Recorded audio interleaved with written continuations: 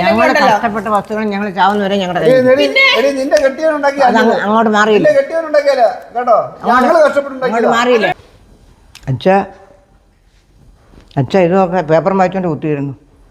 അവളെ 24 മണിക്കൂർ ആരാണ്ടൊക്കെ അങ്ങ് ഫോൺ ചെയ്യൊക്കെ കാണുന്നുണ്ട്. ഫോൺ ചെയ്യുക അവൾക്കിപ്പോൾ എന്തോന്ന് വെച്ചാൽ ഈ വീടും വസ്തു നമ്മൾ എഴുതി കൊടുക്കണം, അതിനുള്ള പരിപാടികളാണ്. അവൻ അങ്ങോട്ട് ഇറങ്ങാൻ അവൻ്റെ കാലം കഴിഞ്ഞ് അവൻ അങ്ങോട്ട് പോയില്ല. അതിന് മുമ്പേ അവൾക്ക് ഇവിടുന്ന് എല്ലാം വിറ്റ് ഇറക്കി പോകണം. ഒരിക്കലും കൊടുക്കരുത്, എന്താ പ്രശ്നം ഉണ്ടായിരുന്നാലും കൊടുക്കരുത്. ഞാനും ഇപ്പോൾ കുറച്ച് നാളുകൊണ്ട് ഇങ്ങനെ കണ്ടോണ്ടിരിക്കുക, അവിടെ ഇവിടെ മാറിയുന്ന ഫോൺ ചെയ്യൊക്കെ ചിരിയും കളിയാതെ അങ്ങനെ ഒരറ്റത്ത്. പിന്നെ അങ്ങ് രഹസ്യം പറച്ചില്ല, നമ്മളെ കാണുമ്പോഴത്തേനെ ഒന്നീ മാറിപ്പോകും, അല്ലെങ്കിൽ പിന്നെ ഒന്നീ മാറിപ്പോകും, അല്ലെങ്കിൽ ഉടനെ പിന്നെ വിളിക്കാന്ന് പറഞ്ഞാൽ പണ്ടത്തെ മരുമോളല്ലോ. എനിക്കറിഞ്ഞൂടാ പണ്ട് എന്തൊരു സ്നേഹമായിരുന്നു മോനുള്ളപ്പോ. ഇപ്പൊ അവളെ അല്ലത്. അവക്കിപ്പോ എങ്ങനെങ്കിലും ഇത് ഈ വസ്തുവും അതിന് സോപ്പിടാൻ വന്നാൽ കൊടുക്കരുത്. നമ്മൾ രാവുന്നവരെ നമ്മുടെ കൈ ഇരിക്കണം, നമുക്ക് എന്നാലും ഒരു പിടിയുള്ളൂ. അല്ലെങ്കിൽ വയസ്സാം കാലത്ത് നമ്മൾ കിടന്ന് തുടങ്ങുന്നതിന് അവർക്ക് വേറെ ഉദ്ദേശം കാണും. അത് അങ്ങനെ അനുവദിച്ച് കൊടുക്കരുത്. അത് അവർക്ക് അറിയാവും, അവർക്ക് വല്ലവരും കാണുമായിരിക്കും. അവൻ്റെ കൂടെ ഫോൺ വിളിയുണ്ടോ? മക്കളും അമ്മ ഒരു ഒറ്റക്കെട്ട് നമ്മളെ സഹായിക്കുമോ? സഹായിക്കും. എന്തോ സഹായിക്കാനാ, ഇത് തന്നെ ജോലി. പിന്നെ വയ്യാതെ നമ്മൾ കിടന്നുള്ള കഷ്ടപ്പെട്ട് വല്ലതും ഉണ്ടാക്കി വെക്കാന്ന് വന്ന് കോരി വിട്ട് നമ്മൾ ഇത് തന്നെ പോയി കിടന്ന് ഉറങ്ങും, അല്ലെങ്കിൽ പോയി ഫോൺ വിളിയാ. അവർക്ക് ജോലി ചെയ്യുന്നിടത്ത് വല്ലതും കാണും, സെറ്റപ്പ് തന്നെ അമ്മ പറഞ്ഞു. എന്തിനാ എന്നെ കുറിച്ച് ഇങ്ങനെ ആവശ്യമില്ലാത്ത പറയുന്നേ? എനിക്ക് ചിലപ്പോ സെറ്റപ്പ് കാണും. താത്തു വെച്ചൂടെ? 24 മണിക്കൂർ അതിങ്ങനെ ഇറക്കം പോയിട്ട് എത്ര നാളായി? നീ അത് പോയി കഴിഞ്ഞില്ലല്ലോ, അതിനും നീ ഫോൺ പിടിച്ചോണ്ട് നടക്കുന്നത് എന്തിനാ? എനിക്ക് എന്നും അവനെ പറഞ്ഞ് ഇങ്ങനെ കിടന്നാ മതിയോ? അതാണ് കാര്യം. മതിയോ? അതാണ് കാര്യം. എനിക്ക് വേണ്ട ഒരു ജീവിതം. ഇതാ കൂടെ ഇതങ്ങ് എഴുതി ഞാൻ കൊടുത്തേ. അങ്ങനെ പറഞ്ഞു. അതിന്റെ ആവശ്യമൊന്നുമില്ല. അതിന്റെ ആവശ്യമുണ്ട്. മോന്റെ സ്വത്തുക്കള് മക്കൾക്ക് അവകാശം.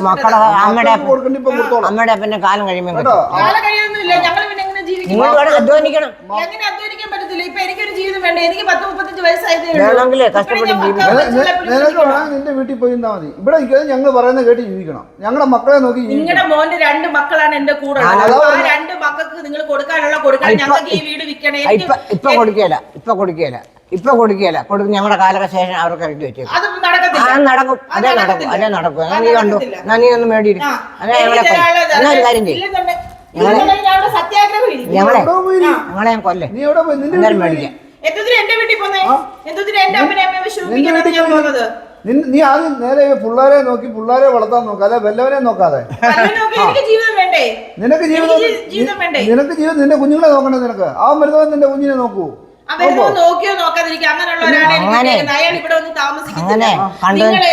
പിന്നെന്താ നിനക്ക് നീ അവന്റെ കൂടെ പോയി, നീ അവന്റെ കൂടെ പിക്കോ.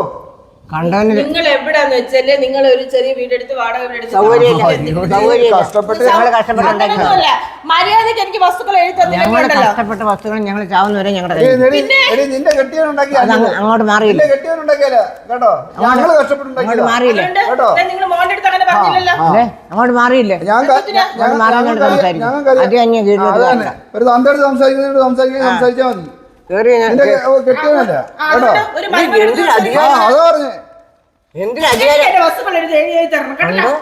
കണ്ടോ ഇവിടെ ഇതാണ് അവിടെ ഇപ്പൊ വയ്യാതെ വന്നാലോ നമ്മള് എഴുതി കൊടുക്കും. നീയോ ഞാൻ ഈ വീടിന്റെ കെട്ടി തൂങ്ങിച്ചാവും. മര്യാദക്ക് ഈ വീട്ടിൽ നിന്ന് ഇറങ്ങിക്കോണം. ഞങ്ങൾ കഷ്ടപ്പെട്ടുണ്ടാക്കി. എനിക്ക് ഈ വസ്തുക്കള് എന്റെ പേരിൽ ഒരു ചെറുക്കൻ ചത്തിന് തലയ്ക്ക് മേളിൽ ഇരിക്കുന്നതേ ഉള്ളൂ. അല്ല അവള് 4 പേരെ അച്ഛാ നോക്കാം, ഞാൻ പറയാം. അവള് 4 പേരെ വിളിച്ചോണ്ട് വരട്ടെ, അവര് പറയട്ടെ ന്യായം. അവള് അവിടെ തൂങ്ങിച്ചാവും. അത് താമസിക്കുന്ന എന്നാ സ്നേഹമുള്ള തന്റെ തള്ളയാന്നുണ്ടെങ്കിൽ വിചാരിച്ചാൽ അവർക്ക് 10-35 വയസ്സായതേ ഉള്ളൂ. എന്നാ അവള് പോയി വേറെ ആരുടെയും കൂടെ പോയി സുഖമായിട്ടൊന്നും ജീവിക്കണം. ഇനി ഞാൻ അതോർത്ത് ദുഃഖിച്ചിരുന്നിട്ട് എന്തോ കാര്യം? ഞാൻ അതോർത്ത് ദുഃഖിച്ചിരുന്നിട്ട് എന്തോ കാര്യം? ഇനി ഞാൻ എന്റെ ജീവിതം താഴ്ത്തു കൊണ്ട് നടന്നേ അവക്ക് അങ്ങോട്ട് ചത്ത് തലയ്ക്ക് വഹിക്കുന്നതേ ഉള്ളു. വേറെ ദിവസങ്ങളായില്ലേ അവള് ഫോൺ വിളിക്കുന്നു. ഇവിടെ കൊന്നയാണെന്ന് ആർക്കറിയാം? ഇനി അതും അറിയത്തില്ല. ഞങ്ങളെന്തിനാ കൊല്ലുന്നത്? എന്റെ അങ്ങാട മോനെ ആണ്ടോ അവിടെ ചെല്ല്.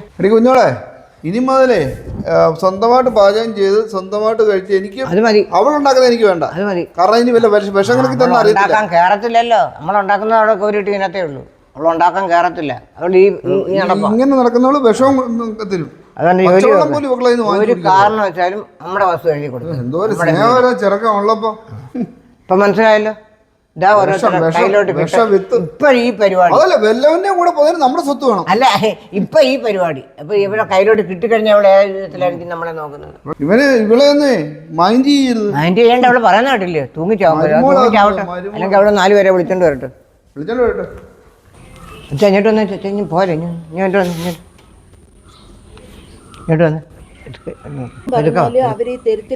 പെരുക്കവാ കണ്ടോ, നമുക്ക് എവിടെങ്കിലും രണ്ടെണ്ണത്തിലില്ലെങ്കിൽ ഞാൻ ശരിയാക്കും. കണ്ടോ കണ്ടോ കണ്ടോ കേട്ടോ, എനിക്ക് എന്റെ സ്വത്തുക്കൾ എഴുതി തന്നില്ലെങ്കിൽ ഉണ്ടല്ലോ. കണ്ടോ, പിന്നെ ഇത്രയും നാളും ഞാൻ 10-25 വർഷം ഇവിടെ കേട്ട് അവരുടെ മോന്റെ ഭരണവും കിട്ടി. ഏതവനാന്ന് ആർക്കറിയാം, അവക്കറിയാം.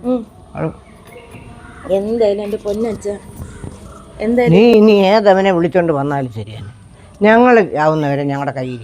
നീ ഇനി ഏതവനെ വിളിച്ചോണ്ട് വന്നാലും ശരി, നീ ആരൊക്കെ ഫോൺ ചെയ്താലും ശരിയാണ്, പറഞ്ഞല്ലോ. അത് ഞാനിവിടെ നോക്കാം. നീ നോക്കി, നീ അവിടെ നിന്നിട്ട് നോക്കത്തേ ഉള്ളൂ. നിങ്ങൾ എന്നെ പീഡിപ്പിക്കുന്നതിന് ഞാൻ കേസ് നോക്കിക്കോ. കണ്ടാലും പീഡിപ്പിക്കാൻ തോന്നും. ഭർത്താവിന്റെ വായിരിക്കുന്ന മൊത്തം കേൾക്കണമായിരുന്നു. എങ്ങനെങ്കിലും മേളിലോട്ടൊന്ന് കെട്ടിയെടുത്തപ്പോ അടുത്തത്